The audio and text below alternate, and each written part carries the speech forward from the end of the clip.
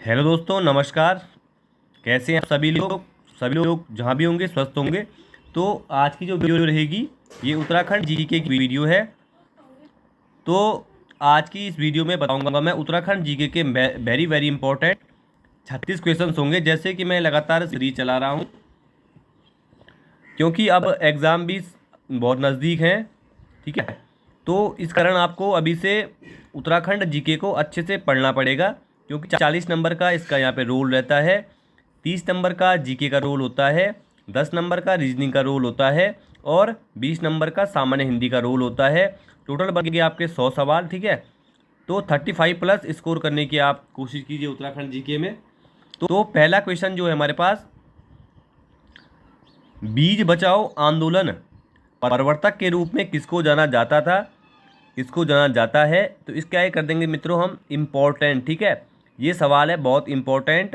तो जो बीज बचाओ आंदोलन था इसके जो प्रवर्तक थे ये थे सी विजय जरदारी जी। बिल्कुल याद करेंगे, विजय जरदारी जी का संबंध है बीज बचाओ आंदोलन से है। बिल्कुल आप कंठस्थ याद करते हुए चलेंगे। सेकेंड क्वेश्चन है, उत्तराखंड में दर्जी को क्या कहते हैं। दोस्तों उत्तराखंड में दर्जी को कहा जाता है औजी। देखिए यहाँ पे औजी दिया हुआ है तो मैं बुक के अकॉर्डिंग ही आपको बता रहा हूँ। बाकी अगर आपको पता है उत्तराखंड में दर्जी को क्या कहते हैं तो आप मुझे कमेंट बॉक्स में बताएं। जो बुक में दिया हुआ है इसका आंसर वो औजी दिया हुआ है। तीसरा क्वेश्चन है, भैरोछाप शिला स्थित है। देखिए ये शिलाएं बहुत पूछी जाती हैं उत्तराखंड में। तो भैरोछाप शिला दोस्तों ये कहाँ है, केदारनाथ में है। केदारनाथ में भगवान शिव की पूजा की जाती है। ये केदारनाथ धाम जो है सबसे हाइट पे स्थित धाम है। और अगर आपसे पूछा जाएगा सबसे हाइट पे स्थित मंदिर कौन सा है तो ये आपका कौन सा मंदिर है, तुंगनाथ। दोस्तों ये 3000 प्लस मीटर की अधिक ऊंचाई पर है तुंगनाथ। कालीमठ है रुद्रप्रयाग में, बद्रीनाथ है चमोली में, ऊखीमठ है रुद्रप्रयाग में और केदारनाथ है आपका रुद्रप्रयाग में, बद्रीनाथ है चमोली में। ठीक है, कालीमठ में काली माँ की पूजा की जाती है, वहाँ पे मंदिर है कालीमठ में, कालीमठ माता का। ये भी पूछा जाता है। ये केदारनाथ हाईवे के बगल में है, केदारनाथ नेशनल हाईवे के बगल में है ये। चौथा है, राज्य में हिमोत्थान परियोजना किससे संबंधित है। देखिए जैसे राज्य में परियोजनाएं हैं काफ़ी पूछी जाती हैं तो आप बिल्कुल परियोजनाओं को रट के जाइए वहाँ पे। ठीक है, हिमोत्थान परियोजना किस संबंधित है राज्य में तो ये है पहाड़ी क्षेत्र के लोगों का जीवन स्तर सुधारना। ठीक है, पहाड़ी क्षेत्र में देखिए दोस्तों रोजगार की काफ़ी कमी रहती है तो यहाँ पे सरकार के द्वारा हिमोत्थान परियोजना का उद्देश्य क्या है, जो पहाड़ी क्षेत्र के लोग हैं इनका जीवन स्तर सुधारना। पांचवा क्वेश्चन है, प्रथम विधानसभा के अध्यक्ष कौन थे। देखिए प्रथम विधानसभा के अध्यक्ष थे कौन थे दोस्तों, ये थे प्रकाश पंत जी थे। और निर्वाचित पूछेंगे तो यशपाल आर्य जी रहे हैं, लेकिन यहाँ पे केवल पूछा है प्रथम विधानसभा के अध्यक्ष तो आप जाएंगे प्रकाश पंत की तरफ। इंपॉर्टेंट क्वेश्चन है, याद करते हुए चलेंगे। और आप मुझे कमेंट बॉक्स में बताएंगे वर्तमान विधानसभा अध्यक्ष कौन है। ठीक है, छठवां क्वेश्चन है, लक्ष्मण झूला पुल ऋषिकेश का निर्माण कब हुआ था। तो लक्ष्मण झूला पुल का आपसे निर्माण पूछा जा रहा है तो बिल्कुल इजी क्वेश्चन है। बी सही आंसर है 1930 में। लक्ष्मण झूला पुल कहाँ है तो ऋषिकेश में है। ये आप गए होंगे यहाँ पे कई बार। लक्ष्मण झूला पुल ऋषिकेश 1930 में है। और ऋषिकेश में दोस्तों शायद एक ग्लास ब्रिज का निर्माण भी किया जा रहा है। सातवां है, तपोवन उत्तराखंड में कहाँ स्थित है। तपोवन भी दोस्तों आप लोग गए होंगे तो तपोवन कहाँ स्थित है, इसका सही आंसर ऋषिकेश में है। तपोवन कहाँ है, ऋषिकेश में है। इसका ये कर देंगे इंपॉर्टेंट, पूछा जाता है तपोवन। तपोवन में दोस्तों भगवान लक्ष्मण जी ने तपस्या की थी यहाँ पे। आठवां है, बिरसू मेला कहाँ लगता है। दोस्तों बिरसू मेला सभी को पता होना चाहिए कहाँ लगता है तो ये जौनसार बाबर क्षेत्र में लगता है बिरसू मेला। देखिए दोस्तों जौनसारी भोटिया राजी इन सभी को अनुसूचित जनजाति का दर्जा दिया गया था उत्तराखंड सरकार द्वारा 1967 में दिया गया था। तो यहाँ पे जो जौनसार बाबर मेला है, सॉरी बिरसू मेला है, बिरसू मेला जौनसार बाबर क्षेत्र में लगता है। दोस्तों एक मेला है मौड़ मेला, ये भी टिहरी के जौनसार क्षेत्र में लगता है, जिसमें मछली उस दिन मारी जाती है। ठीक है, तिमरू के चूर्ण से वहाँ पे मछलियाँ मारी जाती हैं। इस मेले की शुरुआत दोस्तों सुदर्शन शाह के द्वारा की गई थी। तो बिस्सू मेला लगता है जौनसार बाबर। और जौनसारिया के सबसे प्रमुख देवता हैं भगवान शिव। 9वां क्वेश्चन है उत्तरकाशी में स्थित गोविंद वन्यजीव विहार कब स्थापित हुआ था। सबसे पहले आप याद रखेंगे गोविंद वन्यजीव विहार कहाँ है, तो ये है उत्तरकाशी में। उत्तरकाशी का प्राचीन नाम था बड़ाहाट। उत्तरकाशी की स्थापना होती है 1960 ईस्वी में। सभी फैक्ट आप याद करते हुए चलेंगे। तो उत्तरकाशी में स्थित गोविंद वन्यजीव विहार की स्थापना कब हुई थी, तो 1955 में हुई थी। जैसे दोस्तों गंगोत्री राष्ट्रीय उद्यान पूछा जाए कहाँ है, तो वो भी उत्तरकाशी में है। गोविंद उत्तरकाशी में है। राज्य राष्ट्रीय उद्यान 3 डिस्ट्रिक्ट में फैला हुआ है, हरिद्वार हो गया, पौड़ी हो गया और देहरादून हो गया। ठीक है, तो गोविंद राष्ट्रीय वन्यजीव विहार कहाँ है, 1955 में है। इसकी स्थापना होती है। इसके अलावा जो सबसे बड़ा वन्यजीव विहार राज्य का वो है केदारनाथ वन्यजीव विहार, जिसकी क्षेत्रफल 930 प्लस है। ठीक है, सबसे बड़ा वन्यजीव विहार है केदारनाथ वन्यजीव विहार। इंपॉर्टेंट है, पूछा जाता है कई बार। 10वां है राज्य में भू अभिलेखों का नामकरण किस सॉफ्टवेयर से किया जाता है।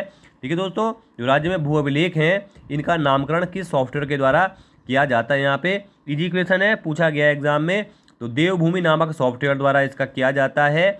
इंपॉर्टेंट क्वेश्चन है, आगे कर देंगे इसके इंपॉर्टेंट। 11वां क्वेश्चन है पार्वती ने शिव की प्राप्ति हेतु घोर तपस्या कहाँ की थी। दोस्तों ये तपस्या की थी बिलखेश्वर मंदिर में, बिलखेश्वर मंदिर में की थी। और दोस्तों चंडी मंदिर और माया देवी मंदिर कहाँ है, हरिद्वार में है। और ये कुशावर्त घाट भी कहाँ है दोस्तों, ये भी हरिद्वार में है। तो पार्वती ने शिव की प्राप्ति हेतु घोर तपस्या की थी। और पार्वती माँ जहाँ पे धरती में समाई थी उस जगह का नाम है मंसार। इंपॉर्टेंट क्वेश्चन है, पूछा जाता है। 12वां क्वेश्चन है गढ़ राजवंश किसकी श्रेष्ठ रचना है। दोस्तों गढ़ राजवंश किसकी श्रेष्ठ रचना है, तो मोड़राम जी की श्रेष्ठ रचना है। गढ़ राजवंश पूछा जाता है मोड़राम जी। मोड़राम जो दोस्तों आर्ट गैलरी है, चित्र संग्रहालय कहाँ है, ये श्रीनगर गढ़वाल पौड़ी डिस्ट्रिक्ट में पड़ता है, यहाँ पे है। महान चित्रकार रहे हैं मोड़राम। 13वां है किस वीरांगना को कुमाऊं की रानी लक्ष्मीबाई कहा जाता है। तो दोस्तों कुमाऊं की रानी लक्ष्मीबाई किसे कहा जाता है, इजी क्वेश्चन है, सभी ने पढ़ा होगा।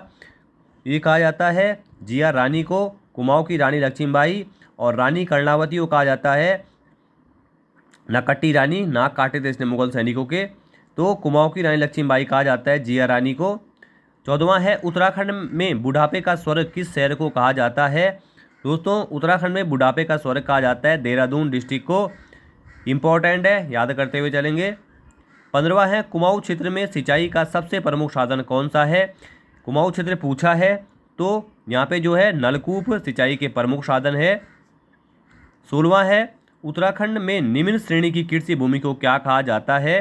तो जो निम्न श्रेणी कृषि भूमि होती है जहाँ पे कुछ उगा नहीं सकते आप, उसको खील कहा जाता है। और सबसे अच्छी कृषि भूमि को तलाव कहा जाता है, जहाँ पानी की कोई कमी नहीं होती है। इजरान दोस्तों निम्न श्रेणी कृषि भूमि होती है, इजरान। 17वां है कुमाऊं और नेपाल वो कौन सी नदी अलग करती है। इजी क्वेश्चन है। 17वें का है डी, ये काली नदी जो कि टोटल उत्तराखंड में बहती है। इसकी लेंथ आप मुझे बताएंगे। इसका नाम शारदा हो जाता है, टनकपुर के बाद शारदा नदी का कहा जाता है इसको, काली नदी को। सबसे लंबी नदी है ये लंबाई के अकॉर्डिंग, जल प्रवाह के अकॉर्डिंग सबसे लंबी नदी अलकनंदा है। 18वां है भारतीय इतिहास में अलकनंदा का दूसरा नाम क्या है। अलकनंदा वो नदी है दोस्तों जिसमें 5 प्रयाग है हमारे स्थित। तो अलकनंदा का दूसरा नाम है क्या है दोस्तों, हिरण्यवती है। 18वें का डी बिल्कुल सही हो जाएगा, दूसरा नाम हिरण्यवती। उसके बाद आते हैं 19वें क्वेश्चन पे। क्वेश्चन देखेंगे दोस्तों, पंवार वंश का चाणक्य किसे कहा जाता है। दोस्तों पंवार वंश का चाणक्य कहा जाता है अजयपाल को। अजयपाल ने ही दोस्तों 52 गढ़ों को जीता था। और अजयपाल ने ही देवलगढ़ में दोस्तों राजराजेश्वरी मंदिर की स्थापना की थी। ठीक है, ये कत्यूरों की कुल देवी है राजराजेश्वरी देवी। 20वां है श्री मांडू सिद्ध मंदिर कहाँ स्थित है। श्री मांडू सिद्ध मंदिर पूछा जा रहा है आपसे। तो उत्तराखंड की अस्थायी राजधानी देहरादून में है। चंपावत उत्तराखंड का सबसे छोटा जिला है। रुद्रप्रयाग जिले की स्थापना 1997 में होती है। इसका प्राचीन नाम पुनाड़ था। ठीक है, रुद्रप्रयाग में अलकनंदा मंदाकिनी का संगम होता है। चंपावत सबसे छोटा जिला है उत्तराखंड का। सबसे बड़ा जिला क्षेत्रफल के अकॉर्डिंग दोस्तों चमोली है।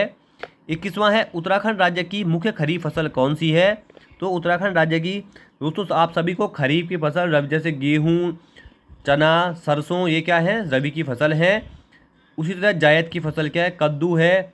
इसके अलावा आपका वाटरमेलन है। ये सभी क्या है जायद ऋतु की फसलें हैं। तो ये यहाँ पे पूछा जा रहा है खरीफ की फसल। तो चावल है उत्तराखंड की मुख्य खरीफ फसल। और उत्तराखंड में सर्वाधिक क्षेत्रफल पर दोस्तों क्या बोया जाता है, गेहूँ बोया जाता है। आप सभी लोगों को ये पता होना चाहिए। उसके बाद 22वां है, प्राचीन काल में बाड़ाहाट के नाम से प्रसिद्ध तीर्थ का वर्तमान नाम क्या है। इजी क्वेश्चन है, काफ़ी बार बता चुका हूँ।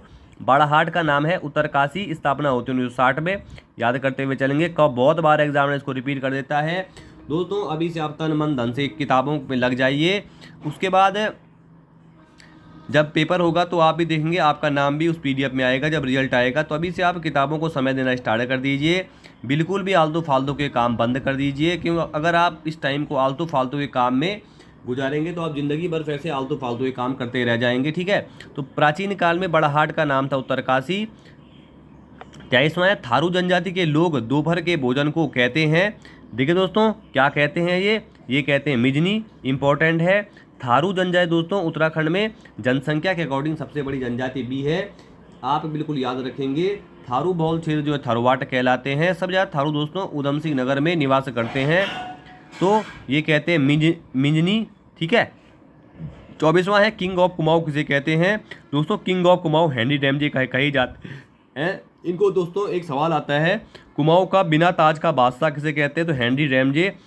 हेनरी रैमजे कुमाऊं के लोगों से दोस्तों इतने घुल मिल गए थे कि इनको क्या है, इनको कुमाऊनी बोलनी भी आने लगी थी। ठीक है, तो कुमाऊं का बेताज बादशाह कहा जाता है हेनरी रैमजे को। 25वां है, वन एवं पंचायत प्रशिक्षण एकेडमी कहाँ है, तो बिल्कुल याद करते हुए चलेंगे, हल्द्वानी में है। वन एवं पंचायत प्रशिक्षण एकेडमी कहाँ है, हल्द्वानी में स्थित है, याद करेंगे। 26वां है, हुड़का की जनजाति का मुख्य वाद्य यंत्र है। दोस्तों हुड़का है आपका भोटिया जनजाति का प्रमुख वाद्य यंत्र है हुड़का। ठीक है, हुड़का भोटिया का। ठीक है, 27वां है, उत्तराखंड राज्य में फल संरक्षण केंद्र कहाँ स्थित है। देखिए दोस्तों इस क्या कर देंगे हम, इंपॉर्टेंट, वेरी वेरी इंपॉर्टेंट। तो उत्तराखंड राज्य में फल संरक्षण केंद्र है दोस्तों, कहाँ पे है ये है सी रामगढ़ में। रामगढ़ है दोस्तों नैनीताल में, भीमताल भी नैनीताल में, झिरौली है पिथौरागढ़ में। तो 28वां है, चित्रकला की गढ़वाल शैली का प्रयोग किस मुगल शासक के काल में हुआ।